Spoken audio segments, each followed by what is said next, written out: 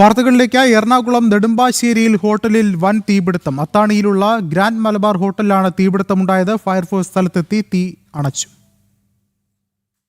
ഉച്ചയ്ക്ക് 12 മണിയോടെയായിരുന്നു തീപിടുത്തം. തീ ആളിപ്പടർന്നതോടെ അടുക്കളയും അനുബന്ധ ഭാഗങ്ങളും കത്തിയമരുകയായിരുന്നു. പുറത്തേക്ക് തീ പടർന്ന് ഹോട്ടലിന്റെ മുൻഭാഗത്തെ പ്രധാന നെയിം ബോർഡുകളും കത്തിനശിച്ചു. ഫ്രിഡ്ജും മറ്റുപകരണങ്ങളും ഫർണിച്ചറുകളും അനുബന്ധ സാമഗ്രികളും അഗ്നിക്കിരയായി.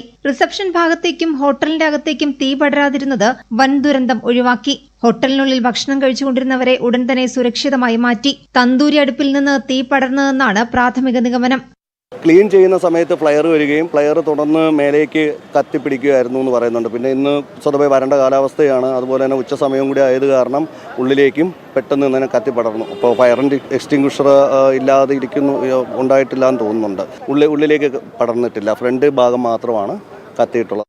അങ്കമാലി അഗ്നിരക്ഷാസേനയിൽ നിന്ന് 3 യൂണിറ്റുകളെത്തി അരമണിക്കൂറോളം ശ്രമം നടത്തിയാണ് തീയണച്ചത്.